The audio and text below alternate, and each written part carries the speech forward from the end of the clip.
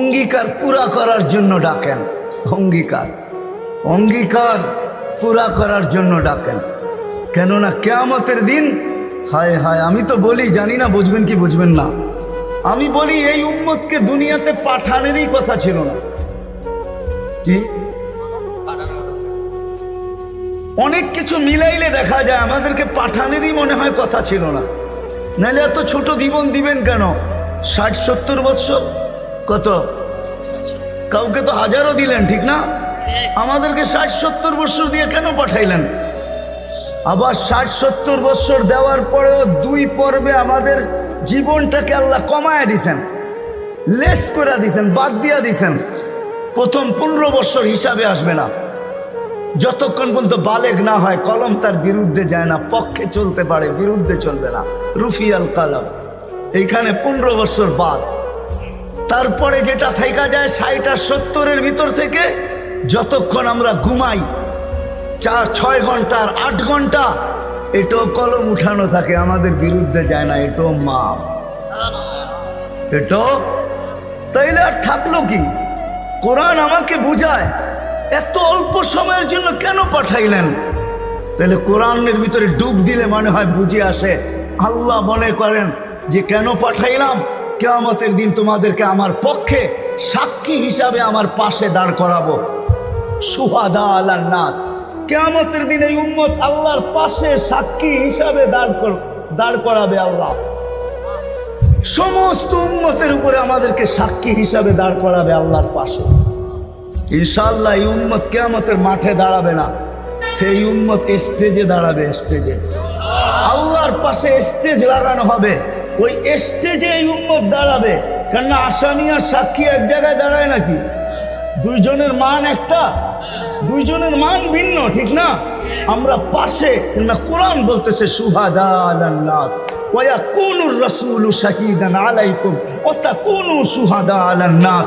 আমরা সাক্ষী। আল্লাহ বলে কম সময় দিয়া কেন পাঠাইলাম জানো? কিয়ামতের দিন কেউ প্রশ্ন করতে পারে যে এরা যে সাক্ষী হিসাবে দাঁড়াইলো, এরা তো দুনিয়াই দেখে নেয়, তাইলে আবার সাক্ষী হবে তো হবে কি কইরা? ওই দিন যেন আমি বলতে পারি এদের পা উঠায়া দেখো, এরা এখনো দুনিয়ার মাটি লাগানো আছে, যদিও কম সময়ের জন্য। মনে হয় আমাদেরকে দুনিয়া পালানোর জন্য আল্লাহ পাঠাইছেন। অনেক সময় বলে না, আরে আপনার টাইম নাই, তাতে কি আসে যায়, আমার বাড়িটা পাড়ায় চলে যায়। আল্লাহ মনে হয় এই জন্য পাঠাইছেন যেন আমরা দুনিয়াটা পাড়ায় চলে যাই। অল্প সময় দিয়ে আল্লাহ পাঠাইছেন, বেশি সময় আমাদেরকে দেন নাই, শুধু নবীজির কারণে। এই জন্যই তো আমি বলি, জানি না ওলামা একমত হবে কি হবে না, এই উম্মত দুনিয়ায় আসারই ছিল না। এই উম্মতকে আল্লাহ বাছাই কইরা, প্রথম তো এই উম্মতকে 3 বার আল্লাহ কুদরতি হাত লাগাইছেন এই উম্মতের উপরে। জন্মলগ্নে একবার খালাকতু বিয়াদিহি, দ্বিতীয়বার কুদরতি হাত লাগাইছেন হুয়াজতাবাকুম, বাছাই লগ্নে দ্বিতীয়বার আমাদেরকে আল্লাহ বাছাই করছেন। বাছাই সমগ্র মানব জাতির ভিতর থেকে আমাকে উঠাইতে উঠাইতে কত কুঠি উঠানের পরে মনে হয় আমি আল্লাহর কুদরতি হাতে আসছি, আর আল্লাহ বলছে যা তোকে উম্মতে মুহাম্মদী বানাইছে। বাছাই পড়বে তৃতীয় আল্লাহর কুদরতি হাত লাগছে আমাদের উপরে। আল্লাহ আমাদের উপরে চিহ্ন লাগায় দিয়েছেন। চিহ্ন, চিহ্ন বোঝেন, যেন কিয়ামতের দিন হারায় না যায়। আল্লাহ সাহাবা জিজ্ঞাসা করছে, ইয়া রাসূলুল্লাহ, সমগ্র মানব গোষ্ঠী উঠবে, আপনি আমাদেরকে খুঁজে পাবেন কি কইরা? আল্লাহ রাসূল হাসতেছিল আর বলতেছিল চিহ্ন লাগানো আছে। চিহ্ন কয় সেই চিহ্ন আবার কি? কয় গুররাম মুআজ্জিলিনা মিন আসারিস সুজুদ, তোমাদের নামাজের জায়গা উজুর জায়গার থেকে নূর ফুটা বাহির হবে, আর কারো বাহির হবে না। আমি নূর দেইখা চিহ্ন তোমরা আমার, আমি ডাইকা ডাইকা কাছে নি। চিহ্ন লাগায় দিয়েছেন কুদরতি হাত দিয়ে, স্টিকার লাগায় দিয়েছেন কুদরতি হাত দিয়ে। স্টিকার চিনেন? কোম্পানির লেবেল আছে, এই যে লেবেল লাগায় দিছে কোম্পানি। আল্লাহ আমাদের উপরে লেবেল লাগায় দিয়েছেন কুদরতি হাত দিয়া। কুনতুম খায়রা উম্মাহ, এটা লেবেল, এটা স্টিকার, লেবেল লাগায় দিয়েছেন তোমরা খায়রে উম্মাহ। আফসোস কোত্থেকে যেমনি আমি হারায় কত দূর চলে গেছি।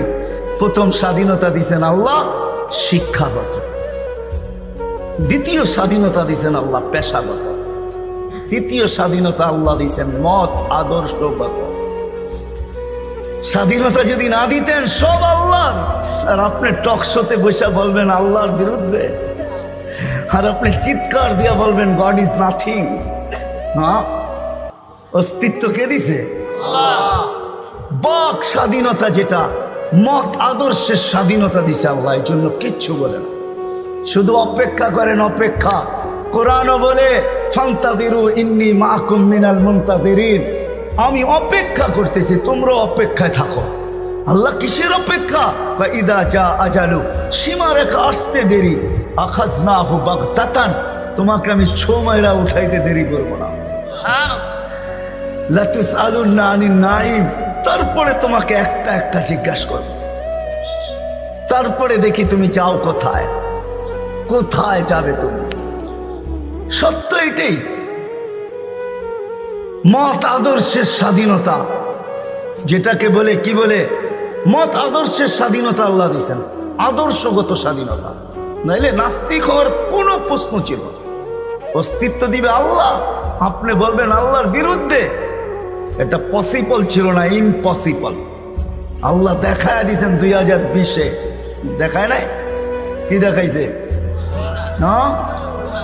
সারা দুনিয়া, যেই দুনিয়া নিজেকে এত শিক্ষিত মনে করে, এত আপডেট মনে করে, এত এডুকেটেড মনে করে, এত উন্নত মনে করে, এত আধুনিক মনে করে, ওই পুরা দুনিয়াকে আল্লাহ লকডাউন লাগাই দিছে। আপনি বলেন আপনাকে মাস্ক পরায় নাই, আল্লাহ দুনিয়ারে মাস্ক পরায় দিছে, দুনিয়াকে। আপনাকে আমাকে পড়ায় নাই, দুনিয়াকে মাস্ক পরায় দিছে। আল্লাহ বলে আমি আল্লাহ, ইচ্ছা করলে যা খুশি তা করতে পারি। কি এখনো বহুত মানুষ মাস্ক পড়া করে, ঠিক না? হ্যাঁ, পড়ে না? কি কি ভয়ে পড়ে? করুণা এখনো আছে, ঠিক না? আপনারা বলবেন আমরা তো কুমিল্লার মানুষ, 2020-ও পড়ি না, ঠিক না? না পড়তে পারেন, কেননা টেলিভিশনে এত বড় বড় দেখছেন, আর ভাবছেন নাকের ছিদ্র তো এত বড় না, এটা যাবে তো যাবে কোন দিক দিয়া, ঠিক না? এখন যদি প্রশ্ন উঠায় মুখ দিয়া যাবে, সারাদিনই তো পান খাই, বিড়ি খাই, সিগারেট খাই, এটা সেটা খাইতে থাকি, মুখ দিয়া যাবে তো যাবে কোন দিক দিয়া, ঠিক না? হ্যাঁ, এই জন্য নাও পড়তে পারেন। আল্লাহ মত আদর্শের স্বাধীনতা দিয়েছেন। চতুর্থ স্বাধীনতা দিয়েছেন সোসাইটিগত, সমর্থ থাকলে দুনিয়ার যেই কোথাও বাস করতে পারে। আমি চিনি কুমিল্লার অনেক মানুষ যারা আমেরিকাতে বাস করে, আমি চিনি অনেককে কুমিল্লার যারা অস্ট্রেলিয়া বাস করে, যারা ক্যানাডায় বাস করে, আমি চিনি ইউরোপে বাস করে, চিনি, আমি অনেককে চিনি, আমাকেও চিনি। সমর্থ আছে, দুনিয়ার যে কোথাও বাস করতে পারে। আর পঞ্চম স্বাধীনতা, এই ছোট জীবনটা, যেমন স্কুলে খেলার সময় একটা পর্ব হয়, যেমন খুশি তেমন সাজো। আল্লাহ বলে এই ছোট জীবনটায় তুমি যেমন খুশি তেমন সাজতে পারো, তোমাকে কিচ্ছু বলবো না। স্বাধীনতা দিনা, নাইলে কোনোদিন সম্ভব ছিল না। তো কথা ওইখান থেকেই বাহির হয়ে গেছে। যতক্ষণ পর্যন্ত আল্লাহ আল্লাহ রসুলের কাছে আকর্ষণের পাত্র না হব, আর আকর্ষণের পাত্র হব আমলের দ্বারা। কিসের দ্বারা? আর আমল জীবনে আসবে দ্বীনি কথা যত বেশি একাগ্র চিত্তে শুনবো, মনোযোগ সহকারে শুনবো, আর দিলে কাঁদবে, তখনই আমল আসবে। আর আমলের দ্বারা আমি আকর্ষণের পাত্র হব। তখন বংশ কি আল্লাহ দেখবেন না।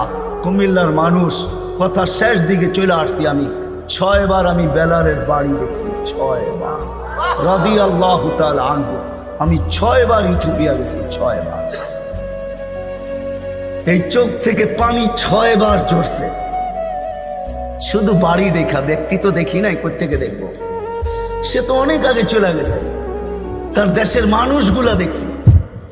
কিন্তু একটা অনুমান হয়েছে, একটা এটাকে কি বলে, এতটুকু বুঝতে পারছি যে 1400 বছর আগের বেলাল কেমন ছিল।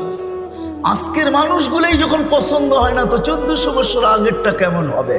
আজকের ইথিওপিয়া আদিস আবাবা রাজধানী, ইউরোপের সাথে টক্কর লাগায় উন্নত হইতেছে, ইউরোপকেও পিছিয়ে রেখা দিতেছে। তাইলে আজকেও যদি মানুষগুলা পছন্দ না হয়, 1400 বছর আগের বেলাল কেমন ছিল? কিন্তু বেলাল যেখানে ওইখানে কেউ নাই। কেমন আকর্ষণের পাত্র, জমিনে চললে জান্নাতে পদধ্বনি হতো, জান্নাতে। আল্লাহর রসুল কানে শুইনা ঈসা বলছে, মা বালু খাইয়া বেলাল, এত বড় আকর্ষণের পাত্র কি করে হইলে? জান্নাতে তোমার পদধ্বনি, তাও আমার আগে আগে। পিছিয়ে হইতো তাই না মাইনা নিতাম, আমার আগে আগে। দেখতে তো ছিলাম না, তোমাকে পদধ্বনি শুনতে ছিলাম। জিবরিল আলাইহিস সালামকে জিজ্ঞাসা করলাম, আমার আগে কে? তো হাসি দিয়া বলল, আবদুকা বেলাল, আপনার গোলাম বেলাল। আয়েশা বলতেছে, হারেস বিন নোমান, তুমি এত আকর্ষণের পাত্র কি করে হইলা? বলছে, কি ইয়া রাসূলুল্লাহ, জান্নাতে ঘুরতেছিলাম, তুমি তাহাজ্জুদে কোরআন পড়তেছিলা, আমার রাত্রেই সফর ছিল, আমি রাত্রেই পৌঁছে গেছি ওইখানে, আর রাত্রই ছিল, সময়কে আল্লাহ থামায়া দিছিলেন। রাত্র ছিল, জান্নাত ভ্রমণ করতেছিলাম, লাউড স্পিকারে তোমার কোরআন শুনতেছিলাম। জিজ্ঞাসা করলাম, হারেস এইখানে আসলো কি কইরা? তো জিবরিল আলাইহিস সালাম হাইসা বললেন, ডেলি রাত্রে পড়ে আর আমরা শুনি। জিজ্ঞাসা করলাম, এই মর্তবা পাইলো কি করে হারেস? সে কয়, মার পায়ের তুলার বদৌলতে, মার খেদমত করে। আজকালকার সমাজের যুবকরা তো সন্তান মা বাবার খেদমতই করতে চায় না। বললে আবার কুমিল্লার মানুষ রাগ হয়ে যায় কিনা জানি না। হ্যাঁ, কুমিল্লা আসছি এই জন্য মনে ওঠে, হায় ওই দিনের কথা মনে ওঠে যেদিন পুলিশ লাইনের সামনে সন্তান বাপকে গুলি করে মারছে। বুঝা গেছেন না? বুঝা গেল নাই? মানে নাই? বুঝা গেলেন? আমি তো ভুলি নাই আপনাদের এই কাহিনী। কুমিল্লা দিয়ে গেলেই আমার মনের ভিতরে ওঠে যে হায় কোন সমাজে জন্ম নিলাম, কোন দুনিয়াতে আসলাম। আপনাদের এই কুমিল্লা ঘটছে, নেটে সার্চ দেন, দেখেন লেখা আছে, পত্রিকায় উঠছে, মিডিয়ায় আসছে। বাকিগুলা বাদিয়ে দিলাম, ঐশীর কথা বাদিয়ে দিলাম, ঠিক না? ঐশীর কথা বাদিয়ে দিলাম। সন্তান, কোথায় আসলাম আমরা? সন্তান মা বাবাকে গুলি করে, হত্যা করে, হায় হায় হায়। অথচ মার খেদমত করে হারেস বিন নোমান। আরেকটা মনে উঠলো, এই জন্য বলতেছি, মুসা আলাইহিস সালাম আল্লাহকে জিজ্ঞাসা করছে, আল্লাহ আমার জান্নাতের বন্ধু কে? কয় কসাই। আপনি আমার সাথে এমনই করেন, যেটা জিজ্ঞাসা করি সাথে সাথে জবাব দিয়া দেন, আমি আর কসাই মিল হইল কোথায়? আল্লাহ বলে, সিদ্ধান্ত এটাই, ওয়াকাউলুন আল ফাসাল, আমাদের সিদ্ধান্তই সিদ্ধান্ত। আচ্ছা ঠিকানা দেন, যায় দেখি কি আমল করে। তো যায় দেখে, হ্যাঁ কসাই। সারাদিন গোস্ত বিক্রি করে যখন বাড়ি যাওয়ার পালা আসছে, তো গোস্তের একটা টুকরাকে নিয়া কিমা বানায়া পোটলার ভিতরে নিয়ে দোকান বন্ধ করতেছে। মুসা আলাইহিস সালাম বলতেছে, তোমার বাড়ি মেহমান হওয়া যাবে? অবশ্যই যাবে, কিন্তু শর্ত আছে, আমি ডাইরেক্ট বাড়ি যাব না, আমার সাথে চলো। তো বলছে ঠিক আছে চললাম। যায় ঢুকছে এক ঝুপড়ির ভিতরে, খুব পরিপাটি সুন্দর। কিচেনে যায় ঢুকা রুটি বানাইছে, তরকারি পাক করছে, রুটিকে চুবাইছে তরকারির ভিতরে। তারপরে এক খুনখুনে বৃদ্ধাকে বুকে টেক লাগায় বসাইছে, পিঠ লাগায় বসাইছে, পিঠ বুকের সাথে লাগায় বসায় নেওয়ালা বানায় বানায় খাওয়াইতেছিল। মুসা আলাইহিস সালাম দেখতেছেন, কেননা ওনার অভিজ্ঞতা ছিল খিজির আলাইহিস সালামের সাথে বেশি প্রশ্ন করা, 3 প্রশ্নেই ওয়াকআউট। আল্লাহর রাসূল বলছে, লাউ সাবারা মুসা লা আলিমনা কাসীরাম মিনাল খাইর। মুসা আলাইহিস সালাম যদি আরেকটু ধৈর্য ধরতেন, তাহলে আমরা আরো তথ্য জানতে পারতাম।